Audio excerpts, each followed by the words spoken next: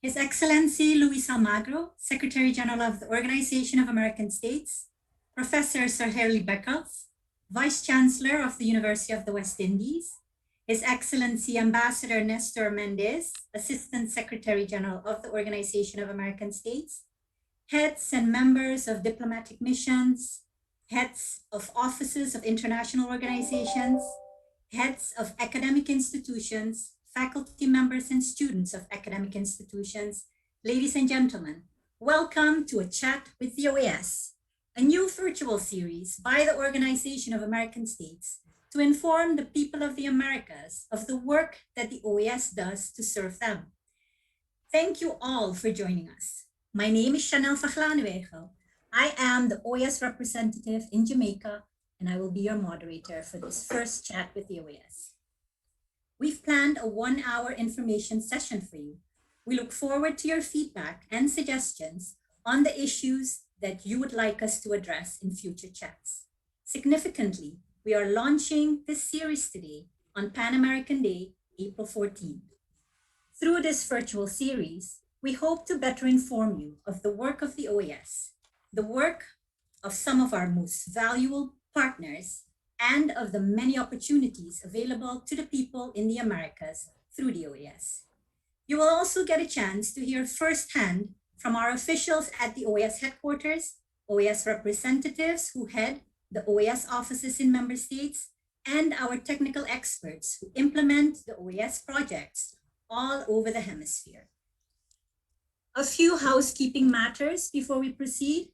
This event will be recorded, as Mauricio also already mentioned. All microphones have been muted, and you will only be able to hear and see our speakers. But as participants, you can submit questions for our speakers in the chat at the bottom of your screen, as you've already been doing. We ask that you write your name, academic institution, and country of residence when asking a question in the chat section. Please also specify which speaker you would like to answer each question. Our speakers will address as many questions as possible in the question and answer session after the presentations. A quick overview of who we are.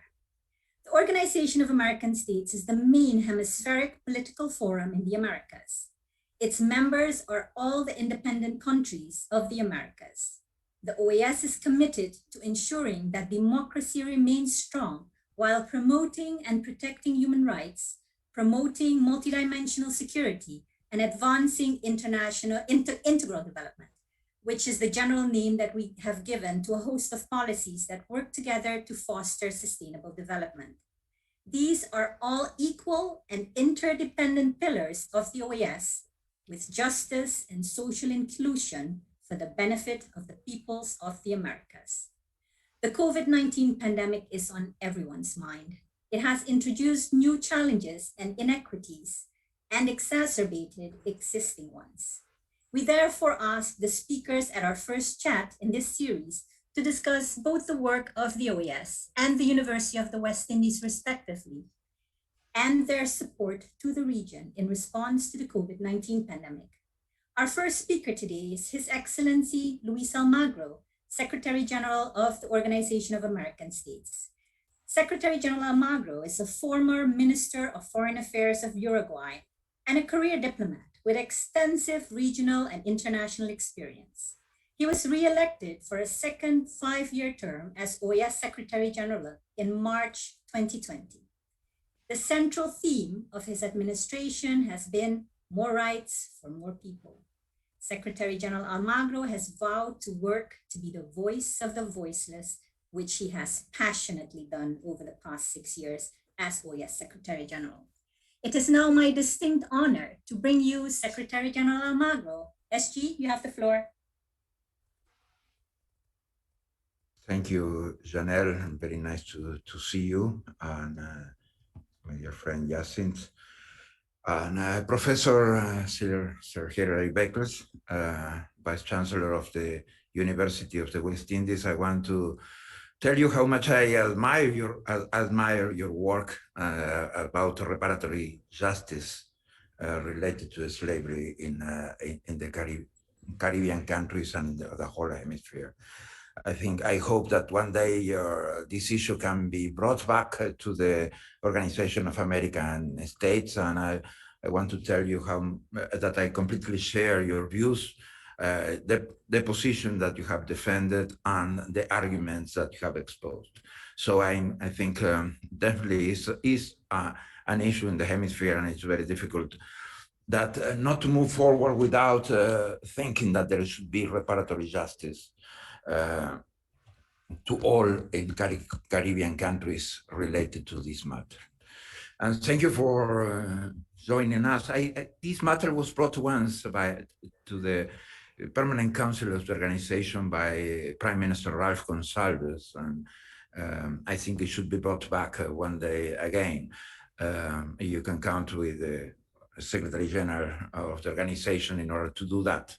And in this regard, also, I want to send my best regards to the people of St. Vincent and the Grenadines, and express all the solidarity of the hemisphere, of the organization, and of course, the cooperation that we want to engage in order to resolve as much as we can this matter.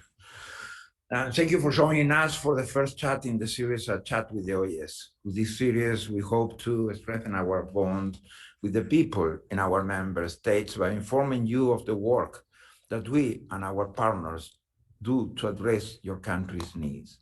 We look forward to hearing from and engaging with you through these chats as we continue to work towards a more just, equal, inclusive, safer, and prosperous hemisphere. Amid the challenges of the COVID-19 pandemic, our sisters and brothers in St. Vincent and Grenadines, as well as nearly Barbados and St. Lucia, that are now also suffering from the effects of the recent eruptions of the La Soufrière volcano. Fortunately, trying times like these often also brings our true humanity and an enhanced display of unity. We commend our CARICOM member states for immediately stepping up to the plate and opening their doors to support their fellow Caribbean nationals in their time of need. The OAS expresses its solidarity with and support to the people of St. Vincent and the Grenadines. I call on the international community to continue its effort to support the people of St. Vincent and the Grenadines in the aftermath of this natural disaster. We need additional financial resources. We need more donors engaged. We need developed countries providing technology and financial resources. These times, the COVID-19 pandemic has catapulted us away from what we considered our normal lives. It forced us to recognize and address the pre-existing challenges that worsen, as well as new challenges that arose. The multidimensional nature of the challenges in the development of our Caribbean member states was underscored during the pandemic, and the progress that was being made on the Sustainable Development Goals has been undermined. Today, I would like to highlight some of the action the OES has taken to support our member states, and in particular, our CARICOM members in responding to the challenges imposed on our nations by the pandemic. In 2020, my administration published a policy document on the Caribbean, a framework strategy document from vulnerability to resilience. In this document, we outline some of the Caribbean pre-existing vulnerabilities that the pandemic has exacerbated, and we provide the recommendations that require collective efforts for the region to be more resilient. What I mentioned today of the works of Sir Hilary related to reparatory justice, I think should be included too, and should be taken into special consideration about this matter. Our main recommendations include a call to the world's most developed countries and international financial institutions for debt relief through grants and low-cost loans, increased resources of inter-American organizations to assist with extraordinary COVID-19 related public health expenses, financial support to transform to digital economies and develop a resilient infrastructure facility to exploit the blue economy, funding for strategic regional maritime space security, as well as institutional capacity and strengthening under the CARICOM Regional Security Management Framework, and establishment of a Caribbean Recovery Fund for rapid response in case of natural disasters and proactive planning to minimize damage. Over the past 14 months, the OES General Secretariat has supported member states as they faced unprecedented challenges due to the public health crisis of the COVID-19 pandemic. The post-COVID-19 OES portal for consultations, forums, and repository was established. The portal is available through the main page of the OES, and it provides information on COVID-related topics that have already been analyzed by multiple actors. In addition to promote inclusive and competitive economies, the OES Secretariat for Integral Development partnered with Facebook to improve the digitalization of micro, small, and medium enterprises. 6 roundtables were organized through this initiative with these MSME authorities of member states. 25 best practices were shared with more than 85,000 viewers to help small business recover from the COVID-19 pandemic. One of the roundtables was specifically dedicated to the tourism sector in the Caribbean, considering the severe blow that the pandemic has dealt this most significant sector for the region. Additionally, the Caribbean Small Business Development Centers program hosted the breakthrough webinar series and provided almost 3,000 Caribbean entrepreneurs with tools and strategies to successfully respond to changes caused by the COVID-19 pandemic. In terms of scholarships, the ROW Fund granted 14 interest-free loans and 8 COVID emergency relief scholarships to citizens of Caribbean countries, while the OES and its partners awarded over 1,100 OES scholarships to CARICOM nationals in 2020. Richard from Dominica, who is currently studying in the United States, said this pandemic has made it incredibly difficult to find a job to pay school fees for groceries, bills, and other expenses. His role found COVID emergency relief scholarship has opened the way for him to cover his expenses and give him peace of mind. To promote equitable and inclusive job conditions and opportunities for vulnerable conditions, the OES offer capacity strengthening opportunity to gender units of ministries of labor to analyze and respond to emerging issues and challenges of gender equality and gender institutionalization in the context of the COVID-19 pandemic. To complement the pandemic recovery efforts of the 17 member states eligible to participate in 2021-2024, OES Development Cooperation Fund project cycle 1.7 million in seed funding has been approved. 7 Caribbean countries will receive grants through the DCF to implement projects related to inclusive resilience for an effective recovery with a focus on science and technology. To strengthen legal standards and recommendations to combat structural racial discrimination in the Americas, the Inter-American Commission for Human Rights plans to address the disproportionate effects of the COVID-19 pandemic on the human rights of Afro-descendant populations. The Commission is also working to increase the effective protection of people who are at serious risk of irreparable harm to their rights, with a special focus on defenders, social leaders, and the most vulnerable people directly affected by the COVID-19 pandemic. To combat discrimination and violence against women and girls in Latin America and the Caribbean, the Commission plans to implement Inter-American standards on prevention and eradication of violence and discrimination, always considering the multiple forms of violation of rights that are still imposed in our continent. In June 2020, the Secretariat for Access to Rights and Equity hosted a meeting of high-level national authorities on persons with disabilities of the Caribbean to analyze, among others, how the COVID-19 pandemic has affected the situation of persons with disabilities. The Inter-American Drug Abuse Control Commission examined the implication of COVID-19 pandemic on the drug problem in the hemisphere as part of the early warning system response to the opioids and new psychoactive substances in the hemisphere. Our work in the Caribbean region to strengthen democracies, including the deployment of OES electoral observation missions to Guyana and Suriname during the pandemic. In terms of cybersecurity, the worldwide increase in remote work, online schooling, online banking, and commerce during the pandemic, unfortunately, also caused an increase in cyber crimes. So the Inter-American Committee Against Terrorism therefore supported several Caribbean member states in efforts to strengthen their cyber security capabilities. 6, they provided support with the drafting of national cybersecurity strategy, as well as virtual courses on cyber diplomacy, and cybersecurity leadership and strategy.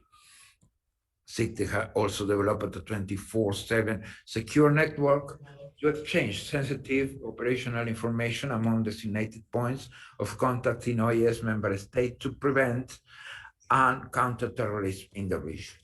Definitely, we are working in this matter of security, engaged with CARICOM countries, and we are providing response to most of their concerns.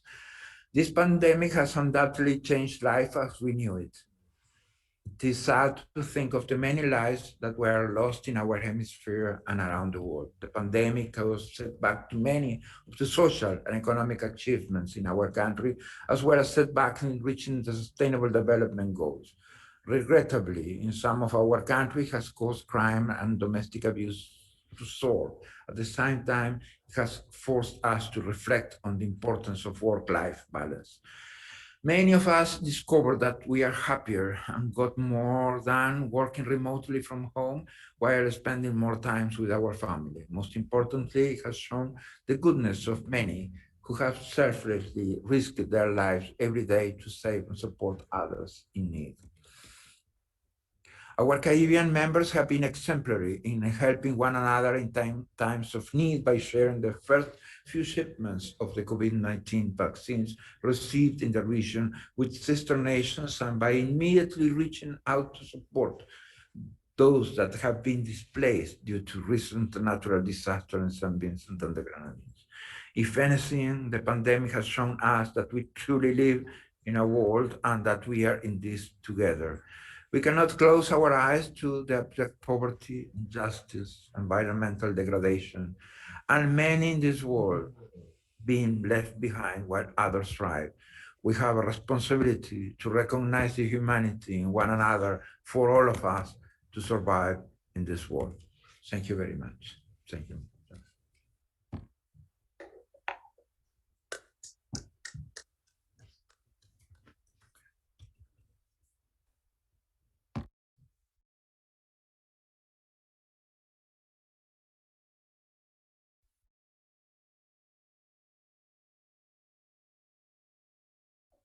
You're mute, Janelle.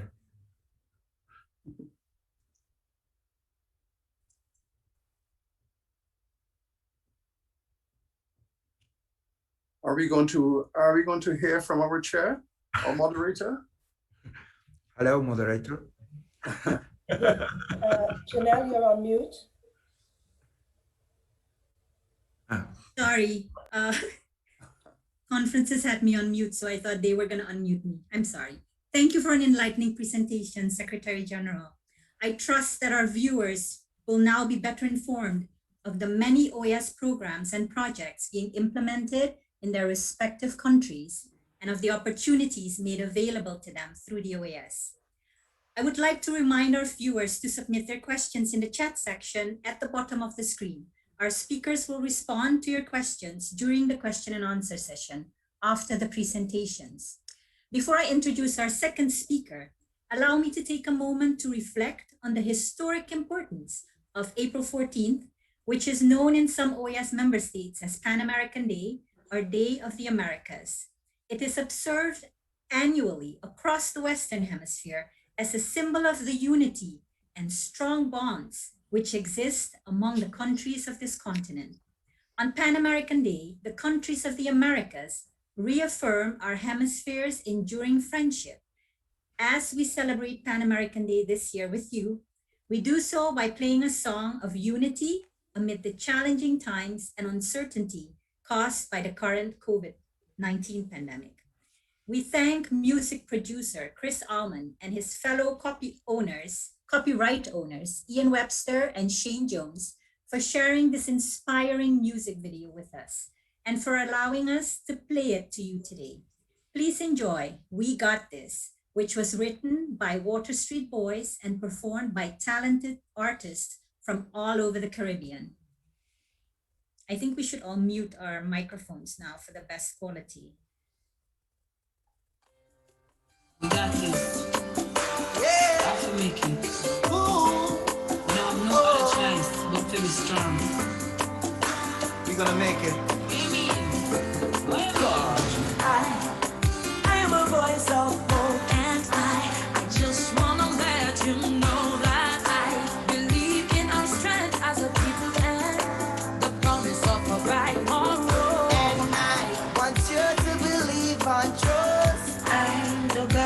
watching over us, and I believe if we all come together now, everything will be alright. We only press on, strengthen the bond and the ties among each generation. Unite and be one, the fight will be won. Come on, Caribbean. Don't worry about the circumstances. Don't stress about the fears and the madness. Together we will take our chance at life and conquer it. Don't worry about the circumstances. Don't stress about the fears and the madness. Together we will take our chance at life. 'Cause we got this. We got this. We got this. We got this. Caribbean people, we got this. We got this. We got this. We got this. We got this. We got this. We got this. We got this. I am the strength within, yeah, I know that we will rise again, and I'm sure we can lift on fearful. It's a fight and we must all be shared. I can't believe this day has come. For our sake, we must keep distance. Everyone looking out for their neighbor. Islands in the Caribbean sun. It's time to be strong, the battle is on. For the future of each generation. Every daughter and son united as one. Sing on, Caribbean. Don't worry about the circumstances. Don't stress about the fears and the madness. Together we will take our chance at life and conquer it. Don't worry about the circumstances. Most conscious about the fears and the madness. Together we will take our chance at life. 'Cause we got this. We got this. We got this. We got this. Oh yeah, we got this. We got this. Yeah, we got this. Hear me? Rough it up, it's dirty enough, still have to get up. Confirming that it's TG and we have to stand up. As virus a rush, we still can't touch, we still can't crush it. We have peace, hope, strength, protection of the Almighty. And we prayed up, yes, yes, we prayed up. And we stayed up, yes, yes, we stayed up. Head high full of confidence, we not keep bucket and then we never gave up. Make up essential workers, rest in peace. We fallen soldiers, corona can't follow. We West Indies, one love and unity. Don't worry about the circumstances. Don't worry, no. Stress about the fears and the madness. Together we will take our chance at life. 'Cause we got this. We got this. We got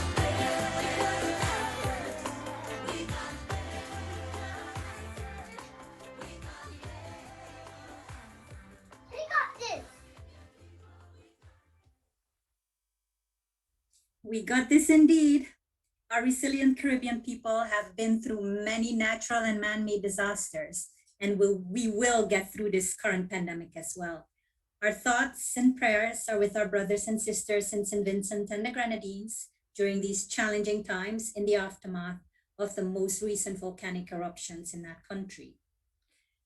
Our next speaker is the Vice Chancellor of the University of the West Indies, our the only regional university in the Caribbean. Professor Hurley Beckles is the 8th Vice Chancellor of the University of the West Indies.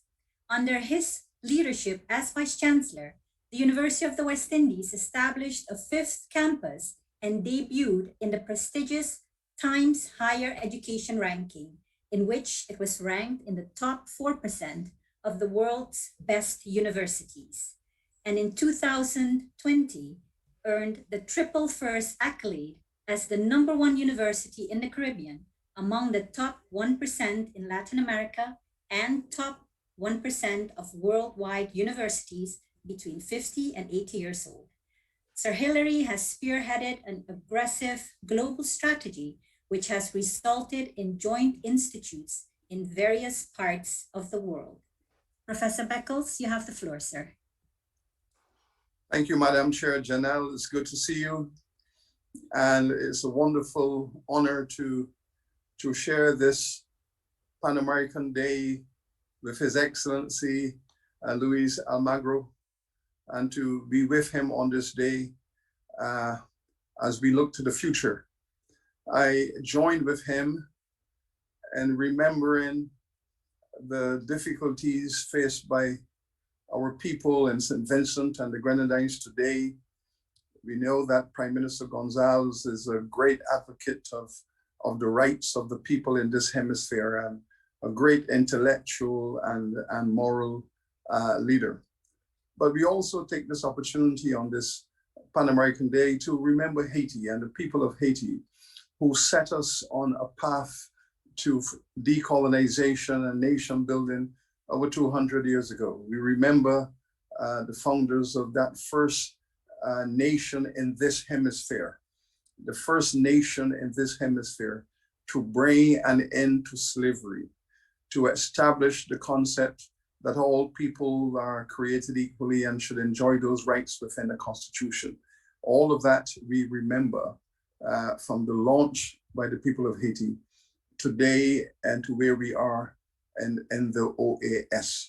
It's a wonderful day, and we have an opportunity to focus global attention on some of these issues that are devastating the Caribbean family within the OAS. We are aware, and we know that as the smallest members, island nation members of the OAS, that we face very specific challenges relating to our history, relating to our size, our ethnicity, and the challenges that we are faced with in finding our way in the world. I have the honor to be the leader of one of the finest universities in the world, and I wouldn't repeat what Janelle said, but I'm very proud of the fact that we are a global elite university, but we are not an elitist university. We are elite in the sense that we have achieved global excellence that has been recognized as one of the finest universities in the world. However, we are not an elitist university because we are a public university. We are here for democracy, access to the majority, the people of all social backgrounds. We are the people's university, and we are very proud of that concept. Which brings me to the notion of what really is a fine university, and a university that serves its people, especially in moments of great difficulty. A fine university does not serve itself, it serves its people, its community. And so when we look at the Caribbean within the context of the hemisphere, when we examine our specific issues, we see that we are faced with some major, major challenges. Most of them not of our own making. Most of them originated in history, and we are living through the legacies of those issues. We believe that an excellent university should also be an ethical university. And an ethical university is one that cares about its people and its community. And therefore, critical to our agenda is the matter of economic decline and dislocation in the Caribbean. We believe that the global community, indeed the hemispheric community, is not as sensitive to the economic dislocation and decline issues facing the Caribbean as they should be. We believe that there are reasons for this. Undoubtedly, the historical issues are important in framing a proper answer, but there is still a perception somehow in the hemispheric and global community that the Caribbean is not entitled to a special carve-out based upon what they have had to go through. Remember, the Caribbean is still the only part of our hemisphere that is still colonized. And again, we have become hardened to that fact, that there are still colonies in the Caribbean, that many of our islands are still the colonies of imperial nations. How do we turn our eye on that? That the process of decolonization is not complete The Caribbean remains the last frontier. Are we now indifferent to that fact? Then there's the issue of economic decline. Through no fault of this region, it suffered enormous setbacks from the 07-08 global economic decline. And just as we were about to recover from that economic decline, then came the COVID-19 that has destroyed some 70 to 80% of our GDP. Again, through no fault of our own, other than we are small, we are vulnerable, and we are located at a moment of history where the journey to nation building is not complete. And I must thank His Excellency for his kind comments in respect of the issue of reparatory justice placed on the global agenda by the Caribbean. And again, we are proud of the fact that in the United States, that they are now discussing today, to this very day, in the Judiciary Committee, the issue of reparatory justice. Now, why is this important to us in the Caribbean? It's important to us because at the moment of our decolonization, when we entered into the process of nation building in the hemispheric third phase, and remember the first phase of nation building, the United States, Haiti, the second phase, Latin America, and the Hispanic Caribbean. The third phase is the English-speaking Caribbean. We entered that phase in the 1960s, but we entered that phase without a development package from the European nations that had colonized this region for 300 years. And for 300 years, the Caribbean was the site of global wealth extraction. Yes, the imperial nations extracted enormous wealth from the Caribbean, leaving this region impoverished and broken. At the moment of our nation building, we asked for development support to help to begin this process of nation building. The European powers declined and refused the Caribbean a development support strategy after 300 to 400 years of wealth extraction. So we were left on our own. And yes, we took responsibility for ourselves and off we went into nation building. But now we are faced with this systemic crisis. But I should say, before the COVID-19 pandemic, there was also the chronic disease pandemic, again linked to history.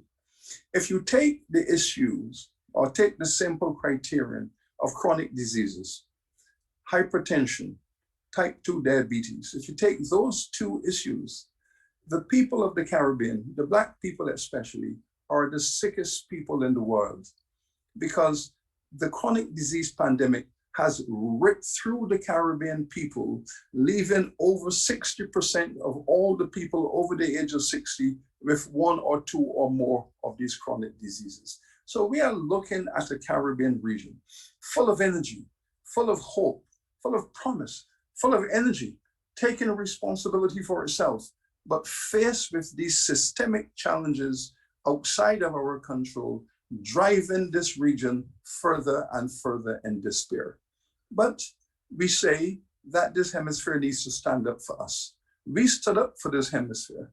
We always remember when, when the revolution of Latin America was taking place, when all of the great movements of Venezuela through to Colombia, all of those movements were taking place. It was Haiti that sent troops and resources and finances to promote the independence movement of Latin America. The Caribbean at the time was at the center of that process. It gave its full support to Bolivar. And so Haiti was having the energy and the resources to support the Bolivar revolution. This is a moment now where the Caribbean, at its greatest vulnerability, climate change. These islands are getting smaller. An economy that depends on tourism. The beaches in each territory are getting smaller. There are many islands that have actually lost public beaches. Some beaches have disappeared, others are getting smaller. And the climate change is actually posing this existential threat to the Caribbean, not only its economy, but its very physical existence. In every area of existential planning and living, the Caribbean has found itself in a very difficult place. And I end by stating this truth based on the research before us.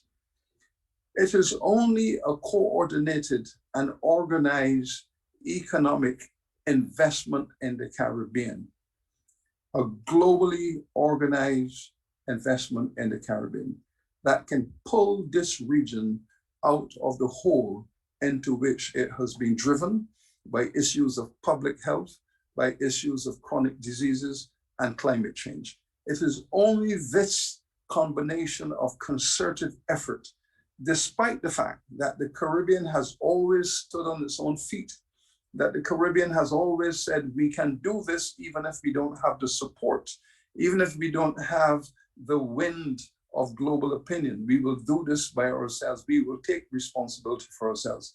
But the combination of recent events in the last 10 to 15 years have so devastated this region that I maintain the position that this magnificent organization, the Organization of American States, and all of the related hemispheric and global organizations must remember that this Caribbean world is where globalization started.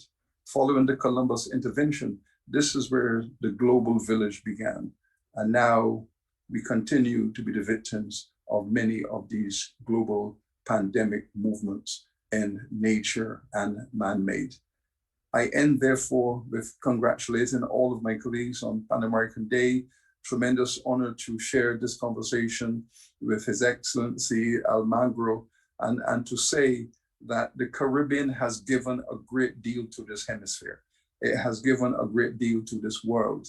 It is now the time for this hemisphere and this region to reciprocate and give the Caribbean what it deserves and what it has a right to, which is an economic leg up at a moment of growing despair. Thank you.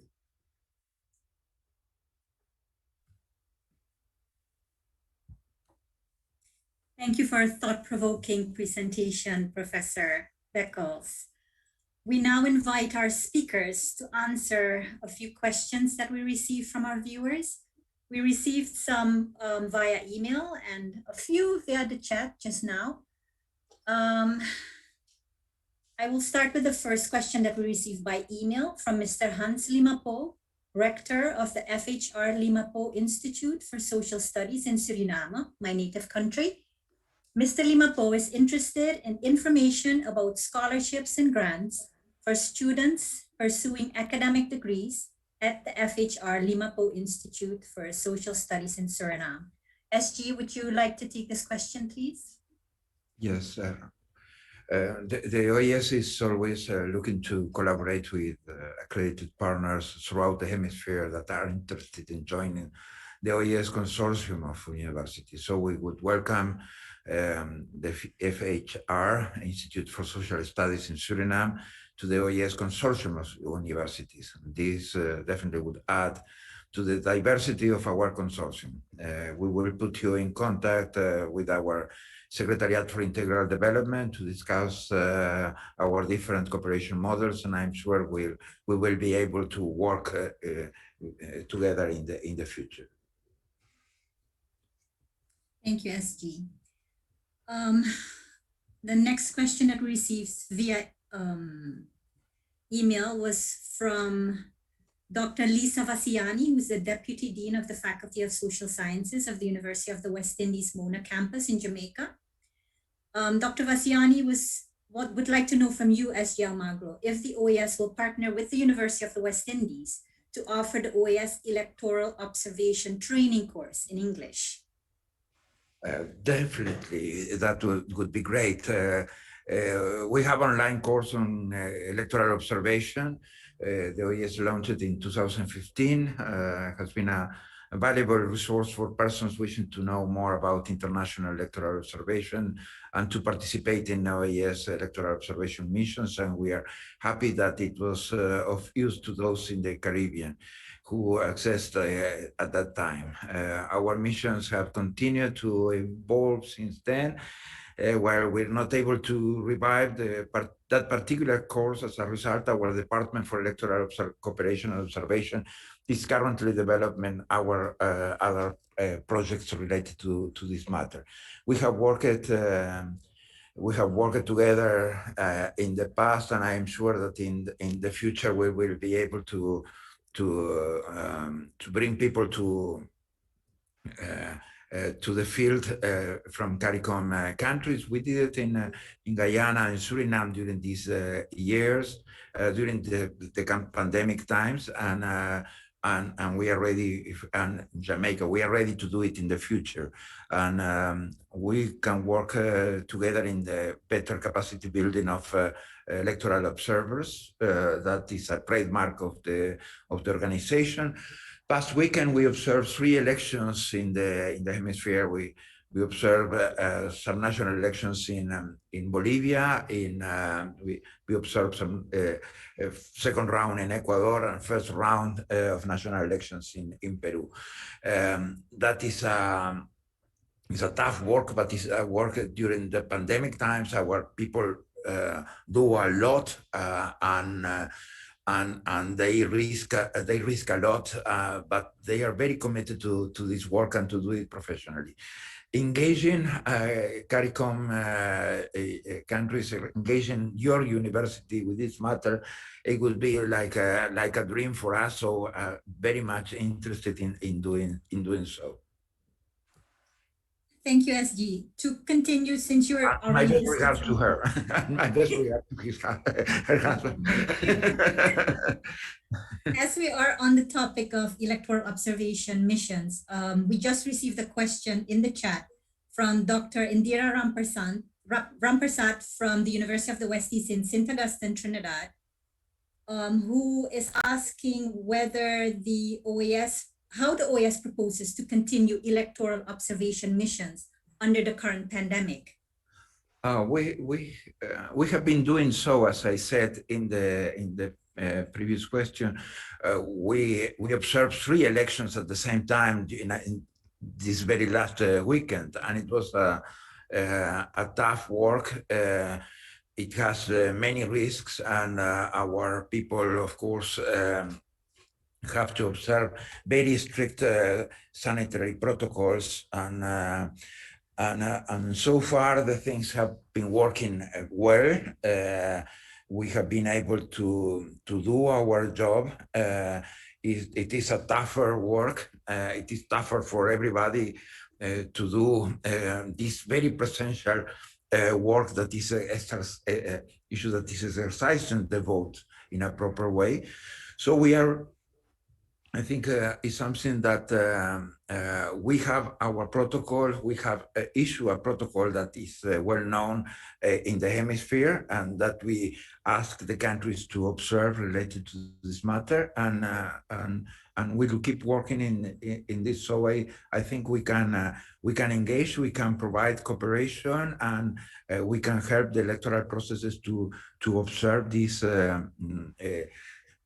conditions that are necessary in order to have elections in the times of pandemic. And our work, it will go on. We are committed to do so. Thank you, SG. I would like to read a comment from our colleague of the Inter-American Commission for Women, who says, excellent and insightful and quite aptly argued in making the case for the Caribbean's development package. Congratulations, Professor Sir Beckles. Having read that question, I would like to ask a question to both Professor Beckles and SG. Because this is something that the students, especially at the University of the West Indies, often pose when we have events at UWI.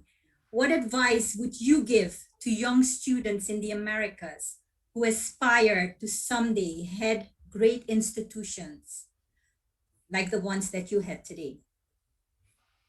May we start with Professor Beckles? Thank you very much, Madam Chair. Well, the issue of wanting to lead is a very important one. We always encourage our young people to take responsibility for their communities, for their countries, and for their families.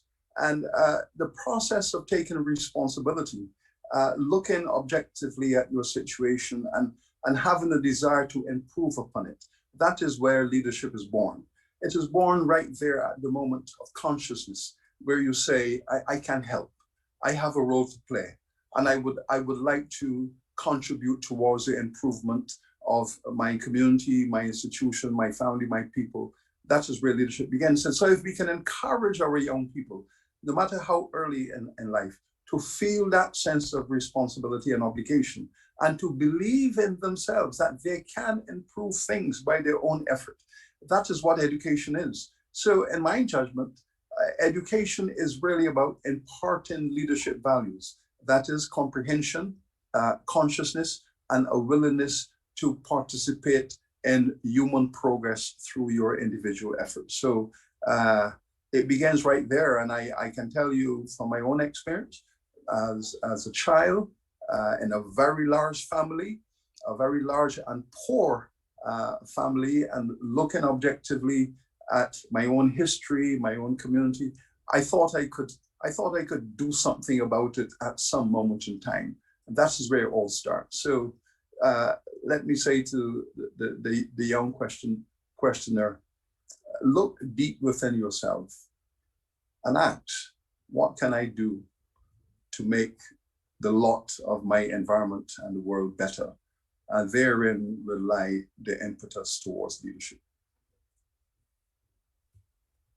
Thank you, sir. SG? Yes,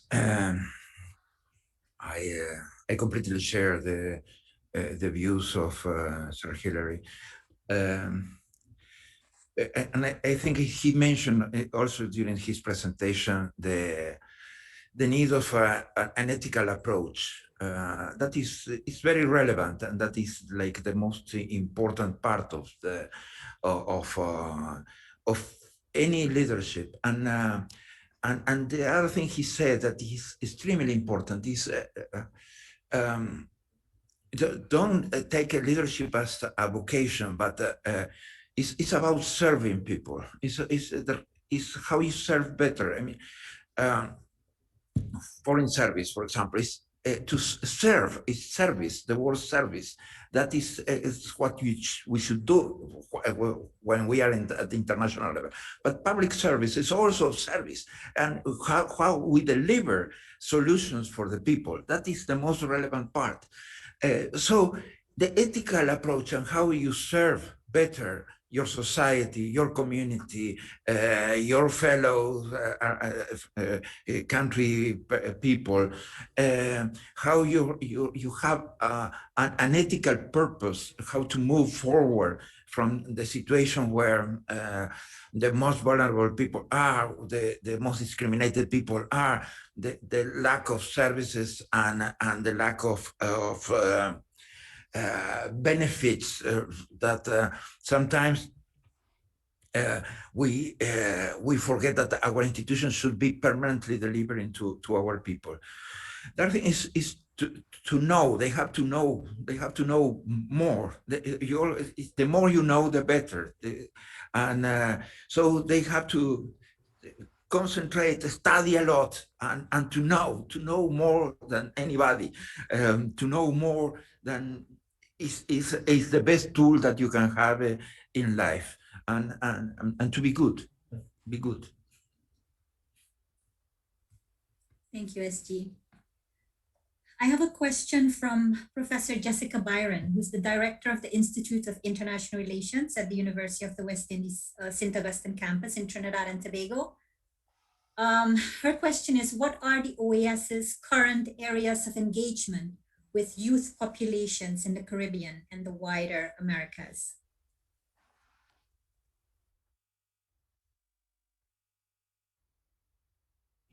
Yes.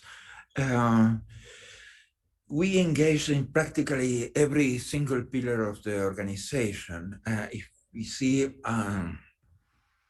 development, we have concern about education, of course, we mentioned today the scholarship program, also the projects that we have related to medium and small companies, we can have better entrepreneurs, related to youth unemployment. Of course, is a big issue in the hemisphere, and we have to be ready to better deliver in this matter.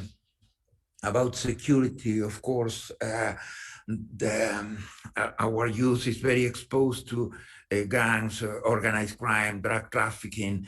So how we can protect better them, how we can bring better social conditions in order to assist them better, to keep them away from these gangs, or to neutralize the work of this organized crime on our youth. About access to rights and equity is practically a matter that is extremely relevant in concerning this, because we still face a lot of discrimination in this hemisphere, and it's not only that sometimes you are discriminated because you are young, but if you are young and Afro-descendant, if you are young and women, if you are young and LGBTIQ, then you have, if you are young and poor, then you definitely have very vulnerable conditions, and all these have to be permanently addressed. And how to bring, I mean, we are the most unequal continent, region in the world. How we can bring solutions to that, because and that is related to distribution of wealth, but it's also related to access to rights. So how we can bring rights to the young people, that is a top concern of our organization. So practically it's a cross-cutting issue, and practically every project of the organization, it has a connection to the young people of the hemisphere. Thank you, SG. With only a few minutes left, because as I said at the beginning, we have 1 hour. I want to ask Sir Hilary a question then. Please, SG, please, of course. Yes, I hope I can answer. yes, well, we can think together, because it's about what the organization can do better in order to be closer to Caribbean people, how we can bring in a more structural way these ideas and these arguments related to reparatory justice to the organization, and how we can better push for a more relevant organization related to these matters of discrimination that the hemisphere is facing. Well, Your Excellency, I do believe that the OAS has tremendous potential and resources by way of capacity building to help this region. I recall, 15 years ago, when I was the principal of the Barbados campus, we had a chronic shortage of trade policy experts, of trade negotiators in the region. And I reached out to the OAS and I asked of the OAS if there's something that could be done to generate a sufficient cohort of trade negotiators, because the region was involved in multiple levels of trade negotiations. And at the time, the trade policy and research team there in Washington was headed by Pamela Coke Hamilton, remarkably brilliant Jamaican woman. And you loaned her to us for 2 years to establish the Caribbean Trade Policy and Research Team. That team has since generated over 500 trade negotiators. And now the Caribbean has no shortage of trade negotiators because of that project developed between the university and the OAS. Now, there are many fronts on which we can do this. We have rolled out the concept of the activist university. We have said let us identify the 10 top challenges facing the Caribbean people. What can the university do with its multilateral partners in forming a working group to address each and every one? As I said, the first occasion was when the OAS and our university resolved the shortage of trade negotiators in the Caribbean region. The issue of reparatory justice is about completing the process of independence in the Caribbean, completing the process of decolonization. It is also about working through a development agenda, a global development agenda for this region. This region, as you would appreciate, has been the most exploited economic zone that the world has ever seen. And it was 500 years of that. Now, the consequences of that 500 years of extraction has left the region in a pretty dismal circumstance. We have been cleaning up the colonial mess. When I ask my fellow prime ministers, my prime ministers who I love and respect, when I ask them, as a prime minister of a Caribbean country, how do you see your work? What exactly are you doing as prime minister of your country? And most of them would admit that they are still cleaning up. They are still cleaning up the mess that they have inherited, the bad housing, the illiteracy, massive illiteracy, issues in relation to terrible public health. So our leaders are dealing with those big issues. So we asked the question, Your Excellency, what if those countries that had created this mess for us, if they were to come and work with us, come back and work with us to do this together, so we can have economic development, we can have social justice, we can do this in partnership. I believe the OAS has a role to play in creating an environment, a forum within which these matters can be discussed, within which strategies can be created, so that the Caribbean can be seen for what it is, a group of small islands that have long been at the center of globalization, that has been created by globalization over 300-400 years and are still suffering the consequences of colonization.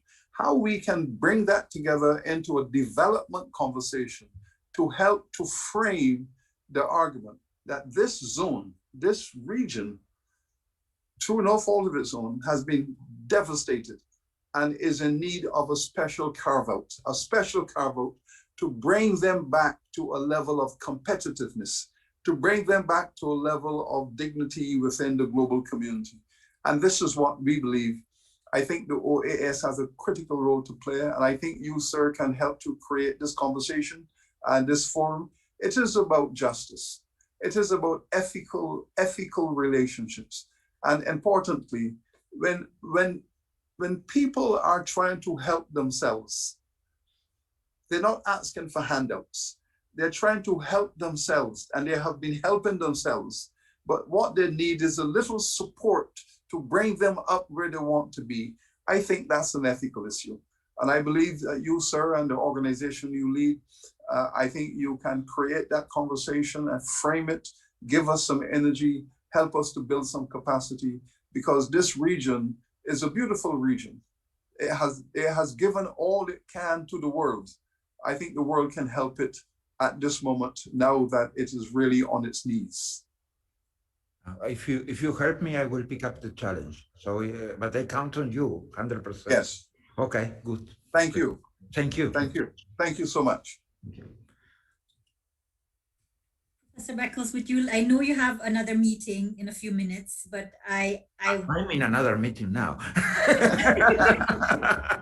Okay, the but I wanted permanent council started half an hour ago. I wanted to give you the opportunity, Professor Beckles, in case you have a question for Secretary General Almagro. Oh yes, I have a question for His Excellency. And it's related to the point I made earlier. Do you have a special place in your thinking for the Caribbean region, given its extreme vulnerability at this time.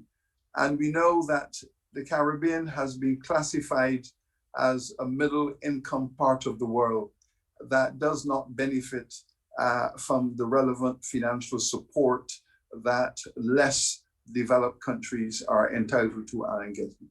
And it is this notion of GDP per capita. The GDP per capita as a measurement has hurt this region for 20, 30 years.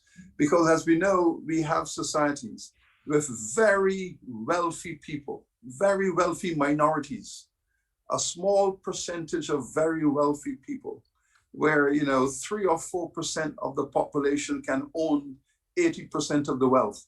And then we have a mass of very poor people. The GDP per capita that excludes us from some of the support financial instruments have really been very painful. Is there a role in your thinking and your policy to replace the GDP per capita as a measurement of receiving support and accept instead of the vulnerability index? And if you use the vulnerability index, that the Caribbean is the most vulnerable part of the Organization of American States. Yes, definitely that document that I referred in my presentation is pretty much related to this point. I have, beyond that, I have some concerns. Maybe I fear I'm too radical sometimes about these concerns, and they go very much in the same way you have made your you have just answered. It's not only that you are paying the consequences of colonization. It was a very special colonization, because the population that was brought was transplanted population from another continent that was brought to this continent, and then suddenly one day you were independent, without financial resources, without technology, and trying to reshape a society that was very stratified.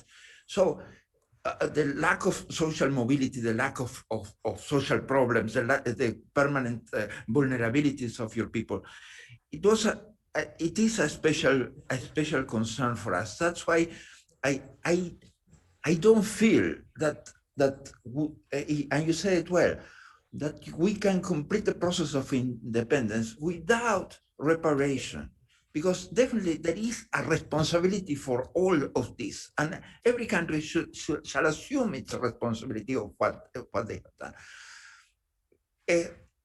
So GDP per capita is not a figure. It doesn't mean anything.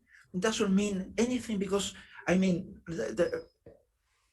when you have vulnerable populations, I mean, what does it mean, GDP per capita? It doesn't mean anything. It's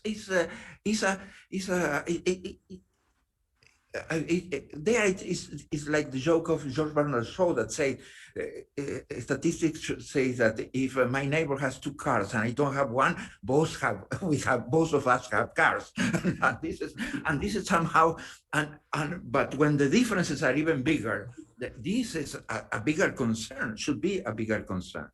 So it's my idea is that it's very difficult to fix this without reparation to this, to the reparatory justice that you have mentioned. It's a matter of basic justice, and to establish the basic needs of the societies. Plus climate change. I mean, if we talk about climate change, if we do a lot of bubbles about climate change, where is the first border of climate change? Caribbean countries. You have every year you have natural disasters related to climate change. Every year. There is no other region in the world that has this vulnerability. Most of you are small islands, and so they are practically completely exposed to this permanently. And what it has been given to you in order to face that you are the first border what extra has been given to you related to adaptability and of course to reduce emissions. And there is practically nothing. It's just assistance every year after the hurricane season, and that has no sense. It has no sense if we don't have structural solutions for this. And vaccines, for example, vaccines is another issue, and I mentioned it like that in a presentation I made in the Foreign Affairs Committee of the American Senate. That you are the third border. It was something that was told to me by the Minister of Foreign Affairs of St. Kitts and Nevis. United States has one border, Canada, another border, Mexico. You are the third border. Caribbean countries are the third border. They should have received vaccines in that sense too. And they should have been given a priority in order to receive vaccines. And we have all these structural issues going on. So I hope that this somehow answers your question and your concern. It does, and I appreciate your answer, sir. Thank you. Thank you.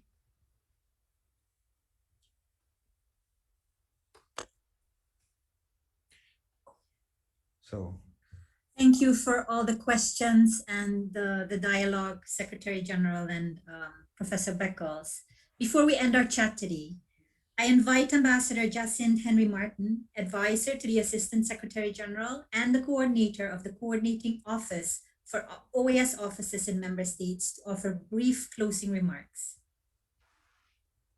Thank you very much, Janelle. Your Excellency, Secretary General Albagro, Your Excellency, Assistant Secretary General Mendez, Sir Hilary Beckles, Vice Chancellor of UE, Madam Moderator, with your permission, I adopt the balance of the protocol used in your earlier recognition of our distinguished guests and participants from across the Americas, including our very own OAS representatives and colleagues.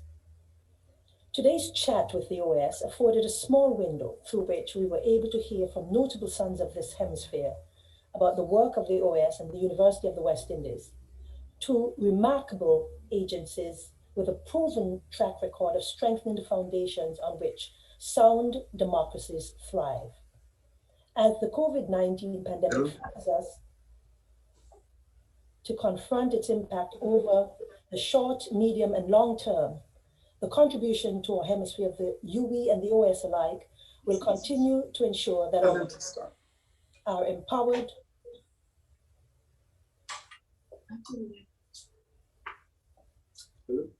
that our people are empowered with the tools to respond appropriately and to do so resolutely while respecting the foundational bastions of human rights, security, democracy, and development.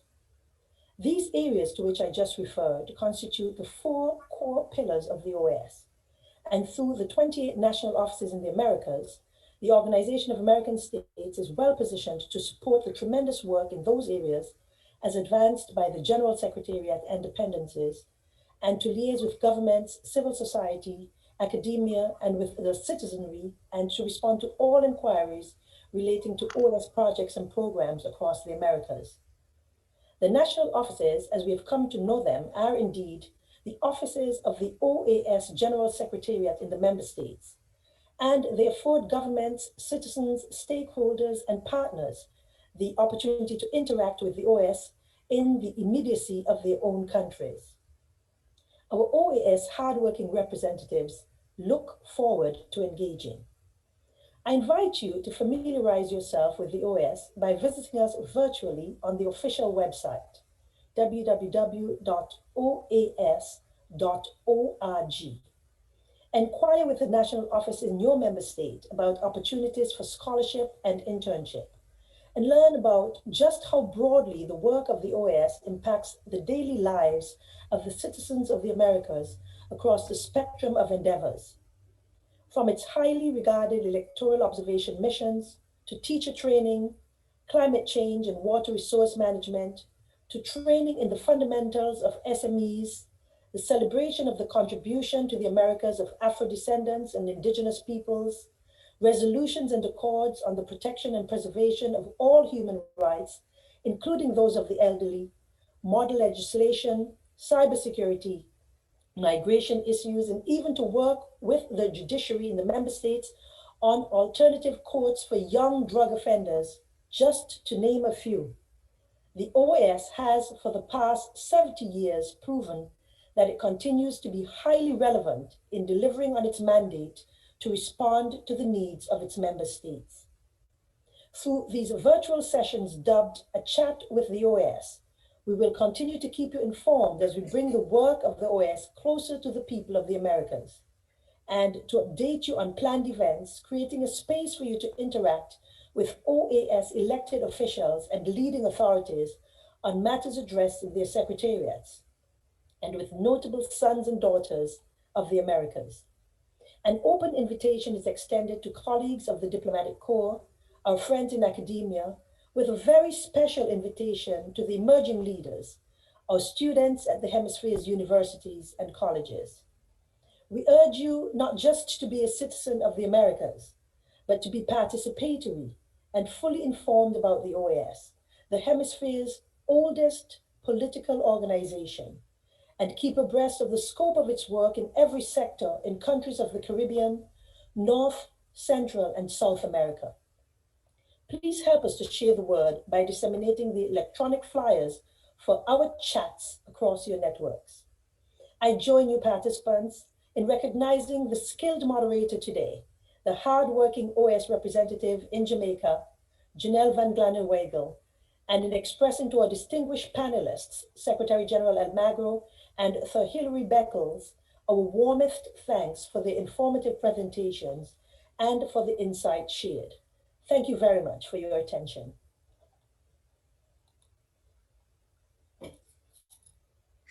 Thank you for so eloquently bringing today's session to a close, Ambassador Henry Martin. We have come to the end of our first chat with the OAS. I take this opportunity to thank our speakers, OAS Secretary General, and the University of the West Indies Vice Chancellor, Professor Sir Hilary Beckles, OAS Assistant Secretary General Ambassador Mendez, Ambassador Henry Martin, colleagues of the offices of the Secretary General and the Assistant Secretary General, colleagues of the various OAS secretariats, of the OAS Department of Conferences, of the Coordinating Office for offices in member states, and of the OAS offices in member states who have all made this first chat in the series possible. We thank our viewers, you, for joining us, and we hope that you found the information useful. We encourage you, as Ambassador Henry Martin mentioned, to send your feedback and questions and suggestions for future chats. Sorry we were not able to address all of the questions that we got in today's chat, but if you send it to us by email, the email address mentioned by Ambassador Henry Martin, which is asg_oasg@oas.org, with the subject, A Chat with the OAS, we will certainly be happy to send you the information that you requested. Until our next chat, stay safe, and remember, if we only press on, strengthen the bonds and the ties among each generation, unite and be one. We got this. Thank you.